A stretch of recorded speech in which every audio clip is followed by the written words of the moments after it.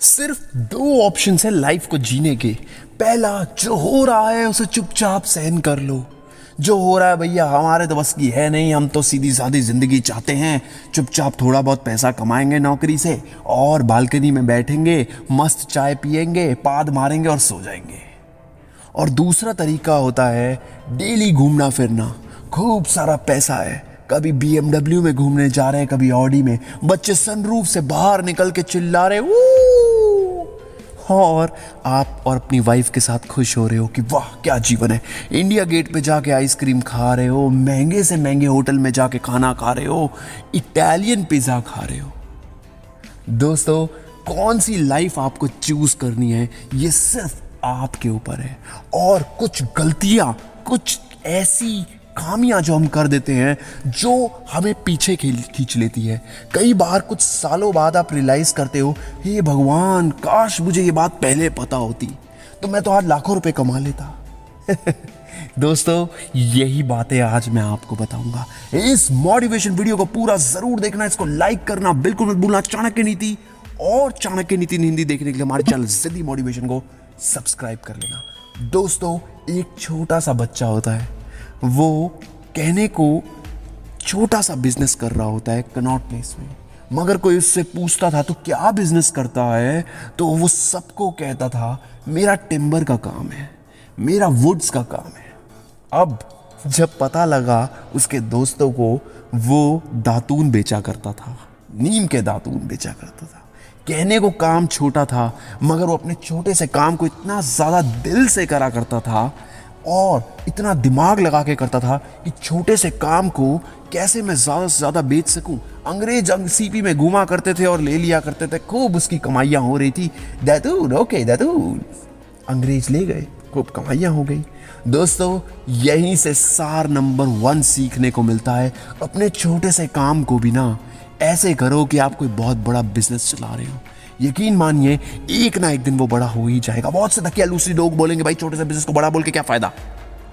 यकीन मानो वो लोग छोटे ही रह जाएंगे, आप आगे बढ़ जाओगे। सिर्फ अपनी सोच को बदलो। दोस्तों, दूसरी चीज है, ये दुनिया उगते हुए सूरज को सलाम करती है। एक खिलाड़ी था जो ओलंपिक्स खेलने गया, उसको छोड़ने के लिए मात्र उसके मम्मी और पापा आए रेलवे स्टेशन पे।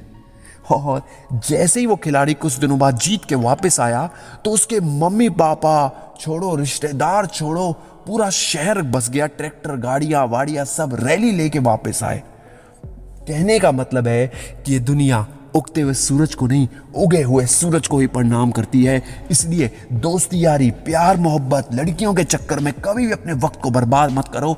अपने आप को उगा हुआ सूरज बनाने के लिए जी जान लगा दो। क्योंकि दोस्तों, इस दुनिया में रिजल्ट्स मैटर करते हैं, रिवॉर्ड्स मैटर करते हैं, ना कि एफर्ट्स। आपने लाख जतन करे मगर आप पैसा नहीं कमा पाए।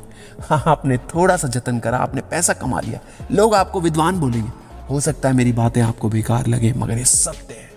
दोस्तों, तीसरी चीज है, एक बारी एक लड़के ने कुत्ते को डंडा मारा तो कुत्ता डंडे से लड़ने लगा, भाव खाने को हो गया डंडे को। और थोड़ी देर बाद उस बच्चे ने डंडे को छोड़ दिया तो वो डंडे के पीछे तब भी पड़ा था। मगर अगर वही बच्चा वो डंडा किसी शेर को देता तो वो डंडे को छोड़ बच्चे को निपटा देता। दोस्तों, कहानी का शीर्षक बड़ा साफ है।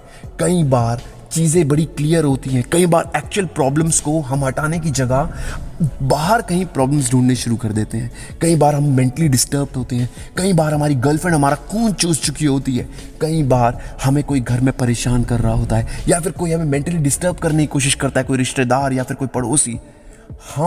एक्चुअल प्रॉब्लम है आपकी मेहनत, आपकी लगन, आपकी डेडिकेशन। किस तरीके से आप काम को करना चाहते हो, कैसे करना चाहते हो, उसको सीखने के लिए आपने कितना सीखा, इंटरनेट पे कितना सर्च मारा, कितनी स्टडी करी, कितना एग्जामिन करा, कितना उस पर रिसर्च करा। ये सब कुछ डिपेंड करता है, ना कि उस पड़ोसी शर्मा की बात मैटर करती है कि भैया देखो आजकल पैसा कमाना तो बड़ा डिफिकल्ट है। जब जब आप उन बेवकूफ लोगों की बातें सुनेंगे तब तब आप जिंदगी में पीछे आते रहेंगे, तब तब लोग आपको पीछे खींचते रहेंगे। कभी किसी की मत सुनो, शेर की तरह एक्चुअल प्रॉब्लम के पीछे जाओ। एक्चुअल प्रॉब्लम क्या है भाई, मेरी नॉलेज नहीं है यार, मैं पढ़ा कम हूं ना इस बारे में। अरे आजकल इंटरनेट पे सर्जरी करना तक सिखा दे गया है। आजकल इंटरनेट पे प्लेन उड़ाना सिखा दिया गया है, टैंक चलाना सिखा दिया गया है। सीखने वाले में लगन होनी चाहिए, सब कुछ सीख सकता है, झोला छाप ही सही, मगर थोड़ा बहुत नॉलेज आपको आ ही जाएगी। तो इसलिए आज के बाद कभी शिकायत मत करना कि यार मेरी लाइफ में ये प्रॉब्लम है, आपकी रिसर्च ना करना, प्रॉब्लम है आपको आपको गर्लफ्रेंड से बातें करना, प्रॉब्लम है आपको अपना जो एक्चुअल जो काम है उसको ना करना, वो आपकी सबसे बड़ी प्रॉब्लम है। चौथी चीज दोस्तों, नेताजी सुभाष चंद्र बोस ने बोला था, तुम मुझे खून दो, मैं तुम्हें आजादी दूंगा। यही बात अगर वो ऐसे बोलते, तुम ना मुझे खून दे दो, मैं तुम्हें आजादी दे दूंगा, दोस्तों कुछ नहीं होता, कुछ भी नहीं होता। यकीन मानिए, थोड़ा सा जिद्दीपन, थोड़ा सा अड़ियलपन, थोड़ा सा पागलपन, अब तो मैं करके रहूंगा, अब तो मैं करके ही रहूंगा, अगर मैंने नहीं करा ना तो कोई नहीं कर सकता। यकीन मानो, अगर मैंने नहीं अब कर लिया ना इस काम को, तो मैं जिंदगी भर नहीं कर पाऊंगा। आज अगर मैंने इस काम को छोड़ दिया ना तो जिंदगी भर पछताऊंगा। आज अगर मैंने मेहनत नहीं करी ना तो मेरी पुश्ते मेरे को जिंदगी भर ताने देंगी, तेरे बस की कुछ नहीं है पापा, तेरे बस की कुछ नहीं है दादा, तेरे बस की कुछ नहीं है परदादा।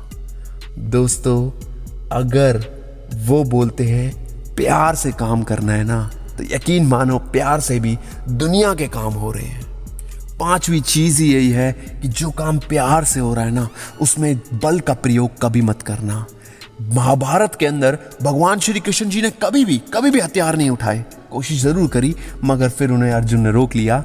मगर बगैर सिर्फ दिमाग की ताकत से उन्होंने ऐसी बहुत सारी रणनीतियां बनाई जिससे वो युद्ध को जीते। बहुत सारी ऐसी चीजें थी, जब आप छोटी सी छोटी डिटेल्स देखेंगे तो उन्होंने जैसे अर्जुन की शादी अपनी बहन से कराना ताकि दुर्योधन उसका दुरुपयोग ना कर पाए, मतलब इतनी सारी छोटी छोटी चीजें भगवान श्री कृष्ण जी ने अपने दिमाग की ताकत से, क्योंकि युद्ध भूमि पर नहीं दिमाग में पहले लड़े जाते हैं।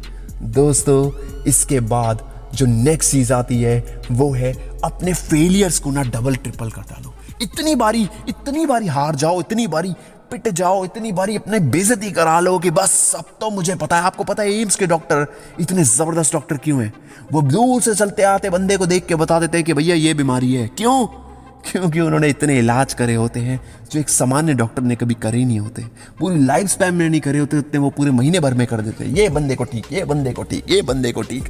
जैसे किसी मल्टीनेशनल कंपनी में, फैक्ट्री में खूब सारी बोतलें बन रही होती है ना पानी की, वैसे अपने फेलियर्स को आपको डबल करना पड़ेगा। दोस्तों लास्ट चीज है, हर पतंग को एक बारी आसमान तक जाना है और उसके बाद कचरे के डिब्बे में जाना है, मगर वो आसमान को जरूर छूती है। उसी प्रकार हमें भी एक बारी आसमान को छूना है। ये मोटिवेशन वीडियो आपको कैसा लगा जरूर बताइएगा। इसको लाइक करना बिल्कुल मत भूलना, हमारे चैनल जिद्दी मोटिवेशन को सब्सक्राइब कर लेना। जय हिंद, वंदे मातरम।